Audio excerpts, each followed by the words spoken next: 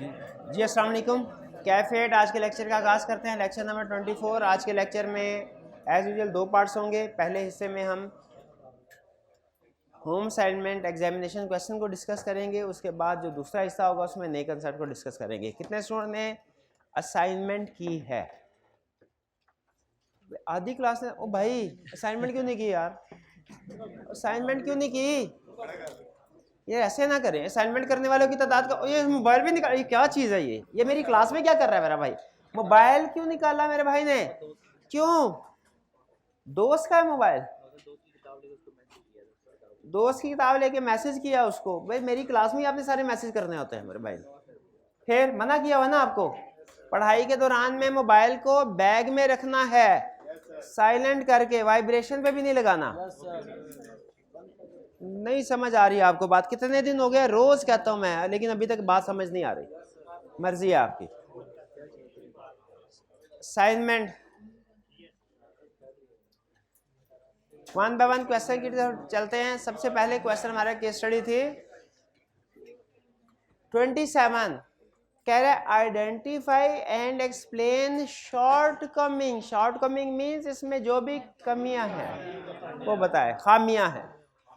In the following paragraphs of the draft audit report of Javed limited. ये paragraph, और उसने heading कौन सी दी है? MCQ matter. क्या पैराग्राफ से पहले हेडिंग देना जरूरी होता है? बिल्कुल। आपने रिपोर्ट का फॉर्मेट जो आपको पढ़ाया था हमने, उसमें आपने देखा कि हर पैराग्राफ से पहले उसकी हेडिंग आ रही थी। क्या कह रहा है? कह रहा है we draw attention to the fact that the company has accumulated losses of ₹115 million and certain payments against long-term loans were overdue as at the reporting date. कुछ पेमेंट्स ओवरड्यू भी थी और लॉसेस भी थे। As at 30 December 2012, its total liabilities exceeded its total assets by ₹15 million. ये तीन conditions बताई उसने। पहली कंडीशन क्या बताई? Accumulated losses. ये नहीं उसने कहा कि एक आधा साल में लॉस हुआ है, मुसलसल लॉसेस हुए हैं और वो अब नेट इक्विटी नेगेटिव इकट्ठे करके जो है वो एक्यूमुलेटेड लॉसेस ये हो गए। रिजर्व भी इसका मतलब खत्म हो गए, वरना पहले तो रिजर्व रिड्यूस होते हैं ना। अब इसका मतलब रिजर्व भी खत्म हो गए कंपनी ने जितने रखे थे, और टोटल जो बैलेंस है एक्यूमुलेटेड लॉसेस का वो आपके सामने 150 मिलियन आ गया। दूसरा, कुछ लोन की पेमेंट भी नहीं की, कुछ डेट्स ड्यू थे उनकी पेमेंट भी नहीं की। और तीसरा वो कह रहा है कि जो एसेट्स हैं, टोटल लाइबिलिटीज हैं, वो टोटल एसेट्स से ज्यादा है। ये सारी कंडीशंस आपको किस इशू की तरफ इशारा कर रही है? गोइंग कंसर्न की तरफ। हालांकि अभी हमने पढ़ा नहीं है, अभी हमने इसे गोइंग कंसर्न को पढ़ा नहीं, लेकिन क्या ये पता चल गया आपको कि ये जो सिचुएशंस हैं ये एमसीज ऑफ मैटर में से कोई नहीं है? क्या एमसीज ऑफ मैटर की जो 8 एग्जांपल्स हमने पढ़ी है उनमें से कोई एग्जांपल है इसके? नहीं है। इसका मतलब पहला आप इस डिसीजन पे पहुंच गए कि ये इशू इसकी वजह से एमसीज ऑफ मैटर पैराग्राफ नहीं आना चाहिए, बल्कि क्या आना चाहिए? Material uncertainty related to. तो जो हेडिंग है, पहली गलती क्या है? हेडिंग गलती है। ये जिस इशू को एम्फसाइज किया जा रहा है ये एमसीज ऑफ मैटर का नहीं है, material uncertainty relating to going concern का। इसकी हेडिंग क्या होनी चाहिए? Uncertainty relating to going concern. पहली गलत है।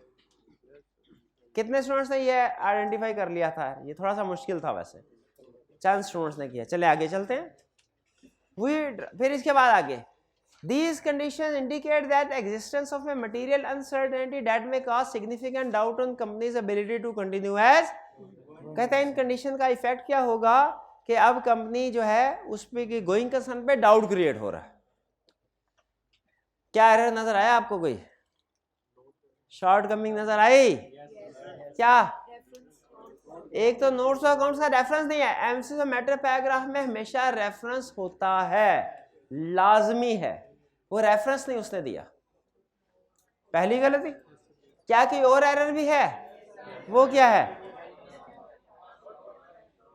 लास्ट लाइन जो लिखी जाती थी, our opinion is not modified in respect of matter emphasised, वो नहीं लिखी हुई।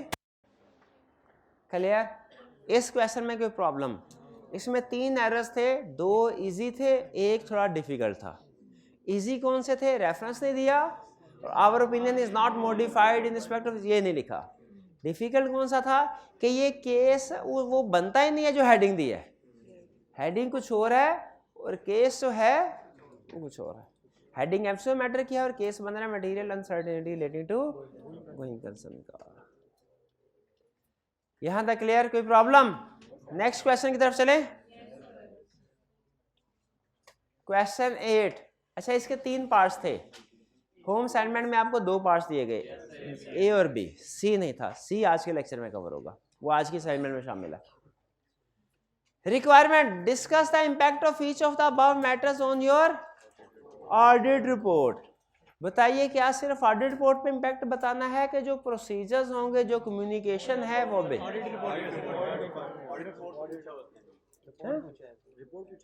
किधर पूछा है उसने? नहीं पूछा हुआ उसने कुछ। भाई किधर पहुंचा हुआ है यार, तेरी मेहरबानी, इधर नहीं हो आप। रिक्वायरमेंट का पता ही नहीं है। इम्पैक्ट, रिक्वायरमेंट क्या है? इम्पैक्ट। क्या हमने ऑडिट रिपोर्ट के अंदर रहना है सिर्फ, या ऑडिट रिपोर्ट के अलावा भी डिस्कशन करनी है? अंदर रहना है सिर्फ। ये बात ज़हन में रखिए। कम्युनिकेशन भी 2-4 भी गवर्नेंस करेंगे, रिस्क की, प्रोसीजर की, विड्रॉल की बात करेंगे, कुछ नहीं करना, सिर्फ रिपोर्ट। अच्छा बताइए, क्या किसी एक सिचुएशन की वजह से रिपोर्ट का एक ही पैरा इफेक्ट होगा, या हो सकता है कि उसकी वजह से कुछ दूसरे पैराग्राफ भी इफेक्ट हो रहे हो, दूसरे भी इफेक्ट हो रहे हो?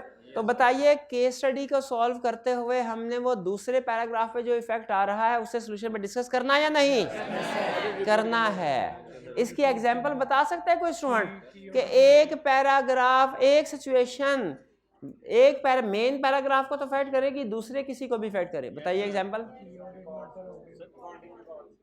अकाउंटिंग रिकॉर्ड एक्सप्लेन करें ना। अकाउंटिंग रिकॉर्ड्स ना हो तो स्कोप लिमिटेशन है, डिस्क्लेमर ऑफ ओपिनियन तो आएगा ही आएगा। Basis for disclaimer of opinion में नेचर ऑफ स्कोप लिमिटेशन भी एक्सप्लेन करनी है। 2 पैरा हो गए, ओपिनियन पैराग्राफ लादा और बेसिस ओपिनियन पैराग्राफ लादा। तीसरा की ऑडिट मैटर नहीं आएगा, तीसरा। और fourth, proper books of accounts have not been kept, ये वाली बात भी लिखनी है। ठीक, आगे चलते हैं, नेक्स्ट चले। अब as the engagement partner you have reviewed the audit working paper of Samarkand Limited S. The audit team has highlighted the following matters in the working paper. ये मैटर्स हैं कुछ जो वर्किंग पेपर में highlight हुए हैं।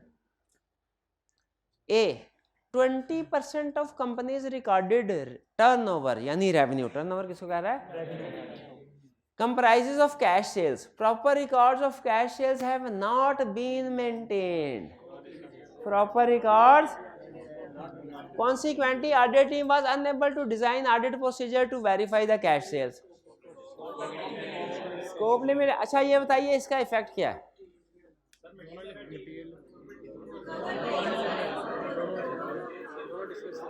Material या both discuss करेंगे? Both discuss करेंगे। स्टूडेंट कुछ कहते हैं सर ये 20% 5% से ज़्यादा है, 50% से कम, लेकिन ये भूल जाते हैं ये 20% रेवेन्यू का है, प्रॉफिट का नहीं है। अगर 20% ऑफ प्रॉफिट कहता तो कंफर्म होता मटेरियल है, लेकिन 20% ऑफ रेवेन्यू कह रहा है, कंफर्म नहीं है। हो सकता है मटेरियल हो सकता है परवेसिव हो, इसलिए हमें दोनों डिस्कस करने हैं। सबसे पहले ओपिनियन पे इफेक्ट बताइए। ओपिनियन पैराग्राफ पे क्या इफेक्ट होगा इसका? Qualified opinion if effect is material, और disclaimer of opinion effect is. दूसरा कोई पैरा इफेक्ट होगा? कौन सा? बेसिस वाला। Auditor shall explain nature of scope limitation in basis for qualified slash disclaimer of opinion, क्योंकि ऊपर दोनों रिकमेंड किया ना। ठीक है, अब तीसरा क्या होगा, if disclaimer of opinion is expressed there will be no key order में, क्योंकि सोल्यूशन में डिस्क्लेमर वाली ऑप्शन पे डिस्कस कर रहे हैं ना। फिर मजीद हाँ, proper books of accounts have not been kept as required by companies act. ये समझ आए सारी डिस्कशन? मुझे नहीं लग रहा समझ। चले आगे चलते हैं, टेस्ट बताएगा ये। B, during the current year the company change the method of charging depreciation on its fix assets from straight line method to diminishing balance method. Change in estimate या policy? Estimate. However, all the required disclosure have been included in the notes to the financial statement. Unmodified opinion. अच्छा, मेरा ख्याल है कि ये MCQ matter आएगा, क्योंकि वो है वो क्या था, early adoption of new counting standard. नहीं आएगा ये न्यू काउंटिंग स्टैंडर्ड वाला केस नहीं है। ये न्यू काउंटिंग स्टैंडर्ड वाला केस नहीं है। कौन सा केस है? Change in estimate. इसमें क्या लिखेंगे, अगर डिस्क्लोजर ठीक है तो अनमोडिफाइड ओपिनियन, कोई मिसस्टेटमेंट, स्कोप लिमिटेशन नहीं। अगर डिस्क्लोजर ठीक लिख दिए गए हैं तो इंक्लूड कर दिए गए तो अनमोडिफाइड ओपिनियन। हाँ, आगे ये लिख सकते हैं कि if disclosures are not adequate, if disclosures are adequate unmodified, if disclosures are not adequate there will be misstatement if effect is material, qualified, pervasive. Marks के लिहाज से इसको आप मिसस्टेटमेंट वाली ऑप्शन भी डिस्कस कर सकते हैं। All required disclosure have been included, लेकिन वो हमने चेक तो नहीं ना किए, अभी चेक तो करने हैं। तो मैनेजमेंट कह रही है हमें कि सारे डिस्क्लोजर इंक्लूड हो गए हैं। ठीक है, एक होता है डिस्क्लोजर होना, एक होता है एडिक्वेट होना। दोनों में फर्क बताया था ना, टाइप्स ऑफ मिस स्टेटमेंट फर्क नहीं था कि डिस्क्लोजर इंक्लूड हो गए हैं तो हमने चेक करना है फ्रेमवर्क के मुताबिक नहीं है। लेकिन बहरहाल अगर आपको लग रहा है कि क्वेश्चन में क्लियरली दे दिया तो आगे डिस्कस करने की जरूरत नहीं, तो ना करें, सिर्फ अनमोडिफाइड ओपिनियन की बात करते हैं।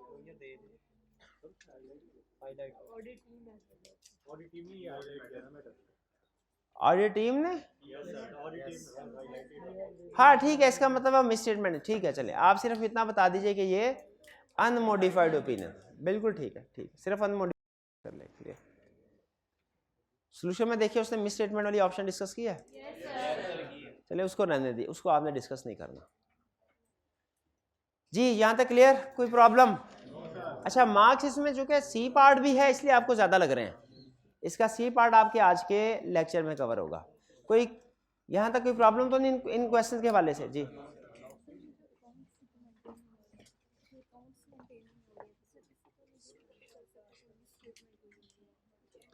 नहीं, अकाउंट्स मेंटेन नहीं हो रहे, इससे ये कंफर्म नहीं हो सकता कि मिस स्टेटमेंट है कि नहीं। जब रिकॉर्ड अवेलेबल नहीं है तो हम ये नहीं कह सकते कि वो रिकॉर्ड गलत था इसलिए अवेलेबल नहीं है। हमने क्या कहना है? Scope limitation.